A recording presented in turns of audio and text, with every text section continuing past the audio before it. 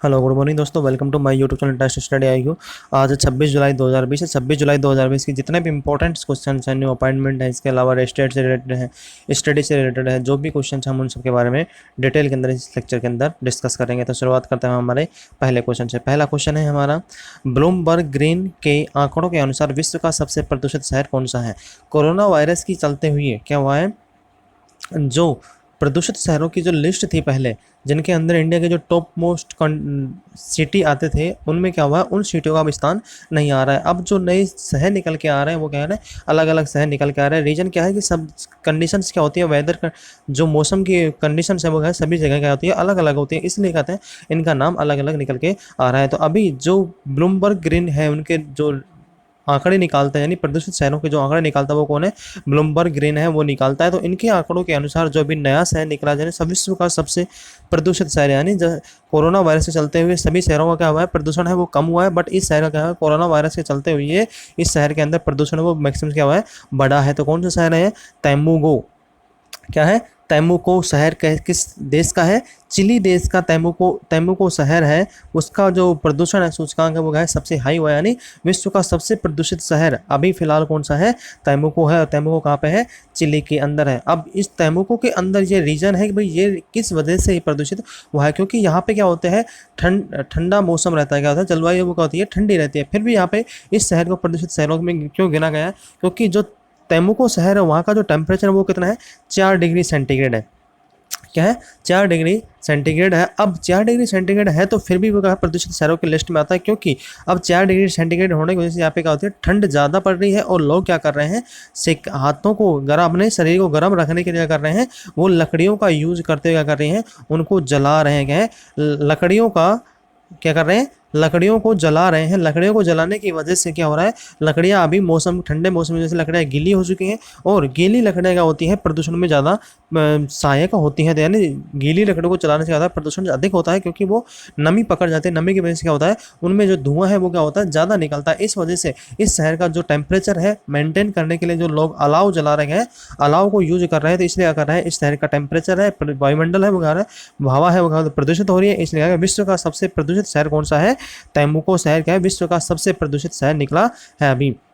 Next question, हाल ही में मशहूर अमला शंकर का 101 साल की उम्र में क्या हो गया, निधन हो गया है। वो किस क्षेत्र से संबंध रखती थी? तो वो कौन से क्षेत्र से संबंध रखती थी? वो एक नृत्यांगना थी। क्या थी? एक नृत्यांगना थी। हाल ही के अंदर उनका 101 साल की उम्र में क्या हो गया, निधन हो गया। और वो कहाँ की थी? वो पश्चिमी बंगाल की थी। क्या थी? वो पश्चिमी बंगाल की थी, बंगाल की थी। इनका जन्म था वो 1919 के अंदर। क्या था? जो 1919 था। अब जब भारत एक देश था, बांग्लादेश, पाकिस्तान, अफगानिस्तान सभी क्या थे, एक देश थे उस टाइम पे। जो भारत के संयुक्त भारत में जो बांग्ला अभी फिलहाल क्या है, बांग्लादेश है, उसके अंदर 1919 के अंदर जो जगह है जसोर, क्या है, जगह कौन सी है, जसोर जगह है, वहाँ पे इनका क्या हुआ था, जन्म हुआ था। क्या हुआ था? वहाँ पे इनका जन्म हुआ था। और अब आज़ादी के बाद में ये कहाँ पर रहने लगे थे, पश्चिमी बंगाल में रहने लगे थे। इसलिए अब इनका क्या हो गया, 101 वर्ष की उम्र में निधन हो गया है। क्या है? 101 वर्ष की उम्र में इनका क्या हो गया, निधन हो गया। और ये क्या थी, एक नृत्यांगना थी, यानी डांसर थी। क्या थी? डांसर थे। इसके साथ में इन्हें जो इनके पति थे वो भी क्या थे, एक नृत्यक थे। साथ में आमला शंकर थी, आमला शंकर जी थी। ये क्या थी, फिल्मों के अंदर भी एक दो फिल्मों में क्या कहते हैं, उन्होंने काम भी किया था। तो अब पश्चिमी बंगाल है, तो पश्चिमी बंगाल की जो मुख्यमंत्री है, क्या है, जो मुख्यमंत्री है, सीएम है, वो कौन है, ममता बनर्जी है। क्या है? ममता बनर्जी। और राज्यपाल कौन है? तो राज्यपाल यहाँ के कौन है, जगदीप धनखड़। क्या है? जगदीप धनखड़ जी क्या है, यहाँ के राज्यपाल हैं। नेक्स्ट क्वेश्चन, हाल ही में देश ने कौन सी मिसाइल का सफल परीक्षण किया है? तो अभी हमारे देश ने क्या किया है, एक मिसाइल है उसका क्या है, सफल परीक्षण किया है, यानी Dhruvastra. Dhruvastra anti tank guided missile. क्या है? एंटी टैंक गाइडेंट मिसाइल का क्या है, सफल परीक्षण किया है। इसके अंदर क्या हो रहा है, जो ये मिसाइल है इसका क्या है, ये जो हेलीकॉप्टर है उनके पे क्या है इनको लगाया जा सकता है। तो क्या है इसका ये पूर्ण रूप से क्या है एक स्वदेशी विकसित मिसाइल है। क्या है ये पूर्ण रूप से स्वदेशी यानी 100% क्या है ये स्वदेशी विकसित मिसाइल है। इसके अंदर जितना भी उपयोग में आया है मटेरियल जो भी आया है टेक्निक्स वो भी आई थी वो सब क्या है स्वदेशी टेक्निक्स है। इसलिए क्या कहते हैं इसका सफल परीक्षण हुआ है। और इसको किसने बनाया है, इसको हमारे डिफेंस रिसर्च ऑर्गेनाइजेशन जो सेंटर है DRDO क्या है DRDO उसने क्या है इसका बनाया है। और इसका जो परीक्षण क्या है वो कहाँ पे क्या है उड़ीसा के जो चांदीपुर है क्या है उड़ीसा का जो चांदीपुर अपना स्टेशन है वहाँ पे क्या है इसका सफल परीक्षण किया गया है। और ये कौन सी मिसाइल है ATGM anti tank guided missile है। ठीक है, नेक्स्ट क्वेश्चन, हाल ही में किन किन राज्यों ने कक्षा 3 से लेकर 12 तक के लिए एजुकेशन चैनल क्या कर दिया अभी लॉन्च किया है। तो अभी इन राज्यों ने क्या कहते हैं कक्षा 3 से लेकर 12 तक का क्या है एजुकेशन चैनल क्या किया लॉन्च किया। तो कौन कौन से राज्य हैं, गुजरात, महाराष्ट्र और कर्नाटक। सबसे पहले किसने किया था, कर्नाटक राज्य ने किया था। अब बाकी दोनों राष्ट्र महाराष्ट्र और गुजरात राज्य सरकार है उन्होंने भी क्या कर दिया इसका लॉन्च कर दिया है। तो अब ये 3 राज्य हो गए जिन्होंने क्या कहा कक्षा 3 से लेकर 12 तक के लिए सभी बच्चों के लिए कहता है एजुकेशन चैनल क्या कर दिए लॉन्च कर दिए हैं। इसके अलावा जो महाराष्ट्र सरकार है उसने क्या कर दिया मराठी भाषा के अंदर भी चैनल लॉन्च किया है, हिंदी भाषा में भी किया है और अंग्रेजी भाषा में भी किया है। और गुजरात है उसने क्या कहा गुजराती के अंदर किया है और हिंदी में भी किया है और इंग्लिश में भी किया है। तो इन्होंने क्या कर दिया, इसके अलावा गुजरात है वो यूट्यूब चैनल भी स्टार्ट किया है इसके साथ में। और महाराष्ट्र कर्नाटक और है दोनों क्या कहते हैं उन्होंने क्या किया है जो एजुकेशन चैनल है वो लॉन्च भी किया है, यूट्यूब के ऊपर भी किया है और टीवी चैनल के ऊपर भी उन्होंने क्या किया प्रसारण चालू किया है। नेक्स्ट क्वेश्चन, IIT बॉम्बे द्वारा आयोजित यंत्रा रोबोटिक्स कंस्ट्रक्ट ओबोट यंत्रा 2019 प्रतियोगिता में किस संस्थान ने प्रथम स्थान प्राप्त किया। अभी IIT बॉम्बे द्वारा एक क्या कहना है जो रोबोटिक्स सूचना है जिसके अंदर क्या है और कहीं पे भी क्या कहता है रोबोट जो होते हैं उनको उड़ा करके क्या है जो रोबोट आर्म्स हैं उड़ा करके रोबोट जो वायुमंडल में उड़ करके उनका सही तरीके से क्या कहना है निरीक्षण करना है। जैसे बाढ़ वाले क्षेत्र हो गए तो उनका कहना है जो बाढ़ ग्रस्त जो इलाके हैं उनका सही तरीके से क्या कहना मेजरमेंट करने के लिए कहना है रोबोटिक्स प्रतियोगिता आयोजित करवाई गई थी। उसके अंदर जो देश की जामिया मिलिया इस्लामिया यूनिवर्सिटी है उसने क्या कहता है प्रथम स्थान प्राप्त किया है। इसके जो इलेक्ट्रिकल ब्रांच के सेकेंड ईयर के जो 4 स्टूडेंट थे उन्होंने क्या कहता है एक रोबोट बनाया यंत्रा रोबोटिक्स यानी और वो कौन से के फील्ड में थे कंस्ट्रक्ट ओबोट यंत्रा जो प्रतियोगिता है उसके अंदर क्या था उन्होंने प्रथम स्थान प्राप्त किया यानी प्रथम स्थान इनकी यूनिवर्सिटी ने प्राप्त किया। अब इस रोबोट का क्या करेगा उपयोग में काफी जो बाढ़ग्रस्त इलाके हैं जैसे भाई पश्चिमी बंगाल हो गया, महाराष्ट्र बिहार हो गया, असम हो गया, तो उनमें जिनमें बाढ़ आ रही है उनमें क्या कहता है इसका उपयोग लिया जाएगा।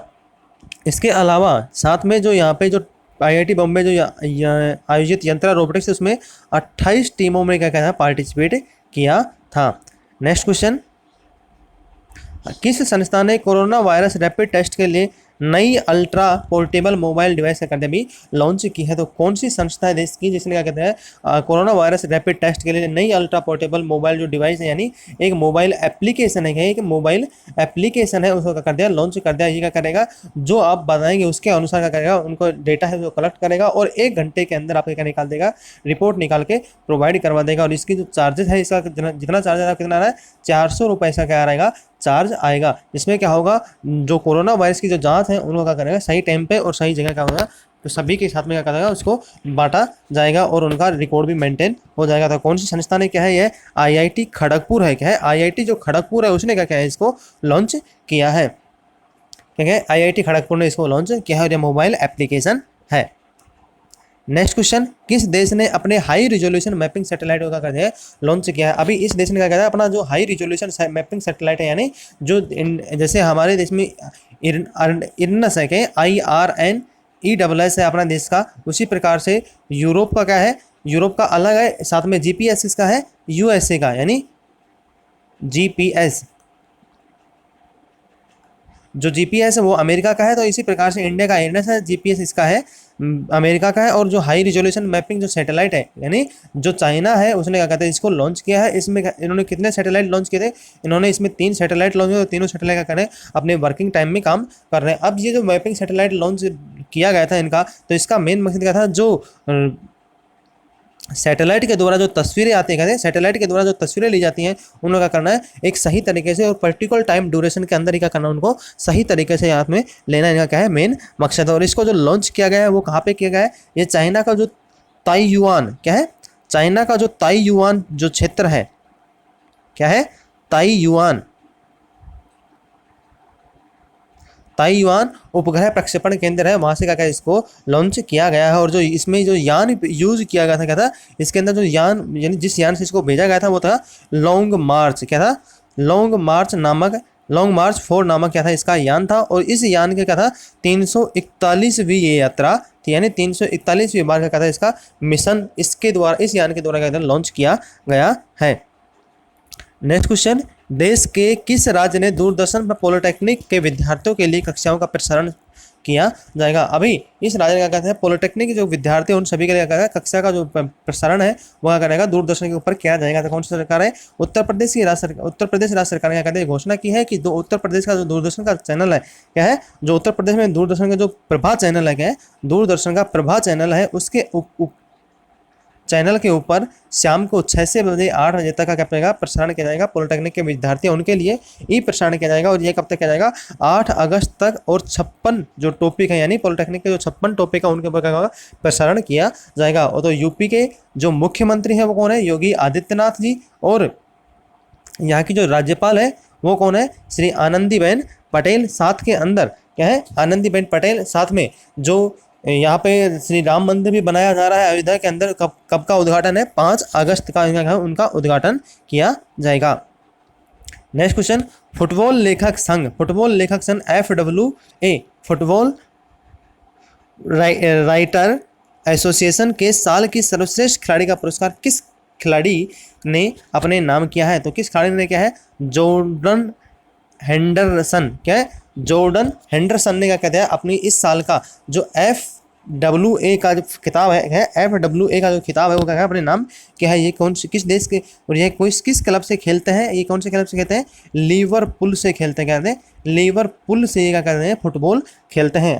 किससे खेलते हैं, लिवरपूल से फुटबॉल खेलते हैं। पिछले 30 सालों में, 30 साल के बाद में लिवरपूल ने कोई क्या कहता है इंडियन जो EPL का जो खिताब है वो अपने नाम क्या है। इस रेस के अंदर जो ब्रूस्टन के क्या है, जो इस रेस के अंदर जो डी ब्रुयन हो गए, क्या हो गए, जो डी ब्रुयन हो गए, वान डिजिक हो गए और रशफोर्ड भी हो गए, ये तीनों क्या थे इसके अंदर शामिल थे। बट जो जॉर्डन हेंडरसन है उन्होंने क्या है इसका क्या है जो खिताब है यानी जो अवार्ड है वो अपने नाम किया है। नेक्स्ट क्वेश्चन, केंद्र सरकार के द्वारा कितने लाख करोड़ रुपए की कृषि अवसंरचना कोष स्थापित करने की क्या कर दी भी घोषणा की। तो किस सरकार ने की है, केंद्र सरकार ने घोषणा की है, किसने, 1 लाख करोड़ रुपए का क्या है कृषि अवसंरचना कोष से स्थापित करने की क्या कर दी भी घोषणा कर दी है। जिसके अंदर जो किसान है यानी फार्मर है हमारे देश के, उनको क्या मिलेगा उपयोग में, यानी उनको ऋण वगैरह मिलेंगे। इसके अलावा बीज के लिए, खाद के लिए, उर्वरकों के लिए उनको क्या करेगा इस रुपया करेगा उनको बांटे जाएंगे, यानी बैंक के द्वारा या जो क्रेडिट कोऑपरेटिव सोसाइटी उनके द्वारा क्या करेंगे किसानों को उपलब्ध करवा जाएंगे और उनको किसान अपने जो खेती है उसके लिए क्या करेंगे उपयोग में लेंगे। नेक्स्ट क्वेश्चन, महाजॉब पोर्टल की शुरुआत किस राज्य सरकार ने की है। ये क्वेश्चन मैं पहले कवर भी करवा चुका हूँ, फिर भी महाजॉब पोर्टल है वो किस राज्य सरकार ने की है, जो महाराष्ट्र की राज्य सरकार ने किया। महाराष्ट्र राज्य सरकार ने क्या महाजॉब पोर्टल का कहते हैं लॉन्च किया है। तो महाजॉब पोर्टल किस सरकार ने, महाराष्ट्र की सरकार ने। महाराष्ट्र के CM कौन है, श्री उद्धव ठाकरे जी। क्या है, उद्धव ठाकरे जी कहाँ के हैं, मुख्यमंत्री हैं। श्री उद्धव ठाकरे जी क्या है, मुख्यमंत्री हैं। इसके अलावा जो राज्यपाल है, क्या है, जो राज्यपाल है वो कौन है, भगत सिंह, क्या है, भगत सिंह कोश्यारी जी क्या है वहाँ के राज्यपाल हैं। नेक्स्ट क्वेश्चन, अंतर्राष्ट्रीय वित्तीय सेवा प्राधिकरण के प्रथम अध्यक्ष के रूप में किसे मनोनीत किया गया है। अभी जो अंतर्राष्ट्रीय स्तर के ऊपर जो वित्तीय सेवा प्राधिकरण है पहली बार क्या है इसको बनाया गया है और इसको पहली बार क्या है अध्यक्ष बनाया गया है, वो कौन है, श्री इजेंती श्रीवास्तव। श्री इजेंती श्रीवास्तव को पहला अध्यक्ष मनोनीत किया गया है, किसका, अंतर्राष्ट्रीय वित्तीय सेवा प्राधिकरण का पहला अध्यक्ष क्या है मनोनीत किया गया। और ये कहाँ के हैं, ये इंडिया के हैं, क्या के, भारत के, अपने देश भारत के हैं। तो आज के लिए इतना ही। यदि आपको हमारा लेक्चर पसंद आता तो आप इसे लाइक करें, शेयर करें, कमेंट करें और सब्सक्राइब करना ना भूलें। सब्सक्राइब के साथ में जो बेल आइकन है उसको प्रेस करना ना भूलें। इसके साथ में यदि लेक्चर पसंद नहीं आता तो आप इसे डिसलाइक करें, डिसलाइक क्यों क्या कमेंट बॉक्स में लिखकर जरूर बताएं। आज के लिए इतना ही, धन्यवाद।